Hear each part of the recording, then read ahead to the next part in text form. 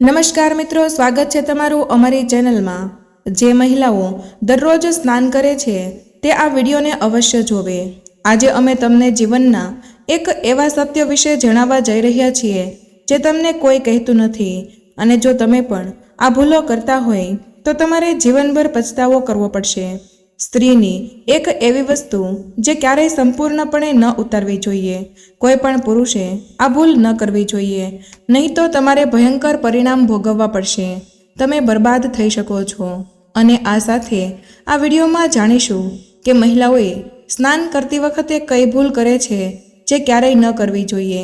સંપૂર્ણ જાણકારી માટે આ વિડીયોને અંત સુધી અવશ્ય જુઓ। હવે અહીં કેટલાક મિત્રો હશે જેઓ અમારી વાતને હળવાશથી લેશે, કારણ કે તેમને વાસ્તુશાસ્ત્રનું જ્ઞાન નથી। તમારી જે પણ ઈચ્છા હોય, તમે તમારી ઈચ્છા પૂરી કરવા માટે ભગવાનના દ્વારે જાઓ છો અને હાથ જોડીને તમારી મનોકામના પૂરા કરવા માટે આશીર્વાદ માંગો છો, પણ તે ઈચ્છા પૂરી થતી નથી। તેનું કારણ એ છે કે આપણે જે પણ ભગવાનમાં માનીએ છીએ તેની પૂજા સાચા મનથી નથી કરતા। અને જો તમારામાંથી કોઈ ભગવાન શ્રી રામને સાચા દિલથી માનતા હોય તો કમેન્ટ બોક્સમાં જય શ્રી રામ જરૂર લખજો, અને પછી જ ભગવાનને ખબર પડશે કે આપણે કેટલા સાચા છીએ અને કેટલા નિષ્ઠાથી પૂજા કરીએ છીએ। અને આજે નહીં તો કાલે, અથવા વહેલા કે મોડા, તમારે આ વાત જાણવી જ પડશે જે અમે તમને જણાવવા જઈ રહ્યા છીએ। ખાસ કરીને મહિલાઓની એક એવી વસ્તુ જે કોઈ પણ પુરુષે ભૂલથી પણ ક્યારેય ન ઉતારવી જોઈએ, નહીં તો તમારે ગંભીર પરિણામો ભોગવવા પડી શકે છે।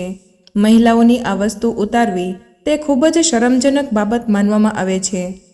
જો તમે તેને ઉતારી દેશો તો તમારો ખરાબ સમય શરૂ થાય છે। આ સાથે હું તમને શાસ્ત્રોમાં જણાવવામાં આવેલી કેટલીક ભૂલો વિશે જણાવીશ જે ઘરની મહિલાઓએ ક્યારેય ન કરવી જોઈએ। ચાણક્ય નીતિ અનુસાર સ્ત્રીઓને કોઈ સમજી શકતું નથી। ભારતમાં મહિલાઓને દેવીનો દરજ્જો આપવામાં આવે છે, પરંતુ સમાજ દ્વારા સમયાંતરે આ દેવી પર અત્યાચાર કરવામાં આવે છે। આચાર્ય ચાણક્યએ તેમના પુસ્તક ચાણક્ય નીતિમાં ચારિત્ર્યહીન મહિલાઓ વિશે ઘણી એવી વાતોનો ઉલ્લેખ કર્યો છે જે લોકો તેમના વિશે વિચારે છે અને તેમને અનુસરે છે તેઓ તેમના જીવનમાં ક્યારેય દુઃખ અને છેતરપિંડીનો અનુભવ કરતા નથી। આચાર્ય ચાણક્યએ તેમના પુસ્તકમાં તે પરિસ્થિતિઓ વિશે લખ્યું છે જે આજે પણ જોઈ શકાય છે। આચાર્ય ચાણક્યએ મહિલાઓ વિશે કેટલીક એવી બાબતો વિશે જાણ કરી છે જે તમને ચારિત્ર્યહીન સ્ત્રીના પ્રેમમાં પડતા અટકાવશે। અત્યારે તમે જે પણ કામ કરી રહ્યા હોય તેને સાઈડમાં મૂકી દો। અમે તમને જે કહી રહ્યા છીએ તે ધ્યાનથી જુઓ અને સાંભળો। જે ઘરમાં સ્ત્રીઓ સવારે મોડે સુધી સૂતી હોય ત્યાં દેવી લક્ષ્મી ક્યારેય પ્રવેશતા નથી। જે મહિલાઓ સવારે વહેલા ઉઠીને ઘર સાફ કરે છે તેમના ઘરમાં આવી નકારાત્મકતા ક્યારેય આવતી નથી, તેમજ આવા ઘરોમાં દેવી દેવતાઓનો વાસ હંમેશા રહે છે। જો મહિલાઓ સવારે મોડે સુધી સૂતી હોય તો તેને શુભ માનવામાં આવતું નથી। જો વૈજ્ઞાનિક દ્રષ્ટિકોણથી જોવામાં આવે તો આ સ્વાસ્થ્ય માટે પણ સારું નથી। સવારે મોડે સુધી સૂવાથી વ્યક્તિ આળસુ બની જાય છે। હિન્દુ ધાર્મિક ગ્રંથોમાં સ્નાન સંબંધિત કેટલાક ખાસ નિયમો જણાવવામાં આવ્યા છે જેનું આપણે બધાએ પાલન કરવું જોઈએ। જેમાં સૌથી મહત્વનો નિયમ છે સ્નાન કરવાનો યોગ્ય સમય। તમને જણાવી દઈએ કે સવારે 8 વાગ્યા પછી સ્નાન કરવું તે આપણા શાસ્ત્રોમાં યોગ્ય સમય નથી। આ સમયે પર્યાવરણમાં દૈવીય શક્તિ ખૂબ જ ઓછી થઈ જાય છે, તેથી જ માણસમાં ઉત્સાહ અને ઉર્જાનો અભાવ હોય છે, જેના કારણે તે દિવસભર આળસ અનુભવે છે, દિવસભર શરીરમાં સુસ્તી રહે છે અને કોઈ કામ કરવાનું મન થતું નથી। એટલા માટે 8 વાગ્યા પછી ક્યારેય સ્નાન ન કરવું જોઈએ। જે મહિલાઓ 8 વાગ્યા પછી સ્નાન કરે છે તે તેમના જીવનમાં દુર્ભાગ્ય રહે છે અને ઘરમાં ક્યારેય સુખ સમૃદ્ધિ નથી આવતી। પરંતુ જો કોઈ કારણોસર મહિલાઓ 8 વાગ્યા પહેલાં સ્નાન કરી શકતી નથી તો આવી સ્થિતિમાં 12 વાગ્યા પહેલાં તમારે સ્નાન કરવું જોઈએ, કારણ કે ભગવાન કૃષ્ણ અનુસાર કોઈ પણ વ્યક્તિએ ક્યારેય 12 પછી સ્નાન કરવું જોઈએ નહીં અને પાપના ભાગીદાર બનો છો। સ્ત્રીઓએ નહાતી વખતે પોતાના નહાવાના પાણીમાં થોડું મીઠું નાખવું જોઈએ, જેના કારણે ધનની દેવી લક્ષ્મીની કૃપા આવી સ્ત્રી પર હંમેશા વરસતી રહે છે અને આવા સ્ત્રી આખા ઘર માટે ભાગ્યશાળી સાબિત થાય છે. આ ઉપરાંત તે સ્વાસ્થ્ય માટે પણ ખૂબ જ સારું માનવામાં આવે છે. મહિલાઓએ ક્યારેય પણ પોતાના વાળ ગંદા ન રાખવા જોઈએ. તેને હંમેશા સ્વચ્છ રાખવા જોઈએ, કારણ કે જે સ્ત્રી હંમેશા સ્વચ્છ રહે છે તેની અંદર દેવી લક્ષ્મી વાસ કરે છે. એવું માનવામાં આવે છે કે સુંદર અને સ્વચ્છ વાળ ઘરની સમૃદ્ધિ દર્શાવે છે અને સ્ત્રીઓએ પણ પોતાના પગને હંમેશા સ્વચ્છ રાખવા જોઈએ. ગંદા વાળ અને ગંદા પગ ઘરમાં ગરીબી લાવે છે. આ કારણે દેવી લક્ષ્મી ક્રોધિત થઈ જાય છે. એટલા માટે મહિલાઓએ ક્યારેય ગંદા પગ અને ગંદા વાળ ન રાખવા જોઈએ, નહીં તો તમારે સમસ્યાનો સામનો કરવો પડી શકે છે. આવી સ્ત્રી હંમેશા ધનથી, પતિથી અને સુખથી વંચિત રહે છે.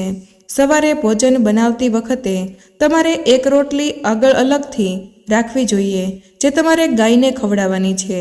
કામ પર જતા પહેલાં તમારે દરરોજ ગાયને એક રોટલી ખવડાવવી જોઈએ. તેનાથી તમારા ઘરમાં સમૃદ્ધિ આવશે અને ધનની કમી ક્યારેય નહીં આવે. બપોરના સમયે કોઈ પણ વિસ્તારમાં ન જવું જોઈએ. ખાસ કરીને મહિલાઓએ આનું ખાસ ધ્યાન રાખવું જોઈએ. આ સમયે બ્રહ્માંડમાં નકારાત્મક ઉર્જા ફરે છે.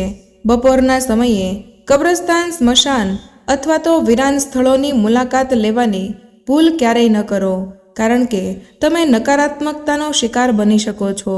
એવું કહેવાય છે કે સવારે દેવી શક્તિઓનો સંચાર સૌથી વધુ હોય છે. આ સમયે ભગવાન આપણા ઘરે પ્રસ્થાન કરે છે અને જ્યારે તમે સવારનો સમય છોડીને બપોરે સફાઈ કરો છો ત્યારે તમને ક્યારેય સુખ અને સમૃદ્ધિ પ્રાપ્ત થશે નહીં. સવારે ઘરમાં કચરા પોતા કરવા હંમેશા શ્રેષ્ઠ માનવામાં આવે છે.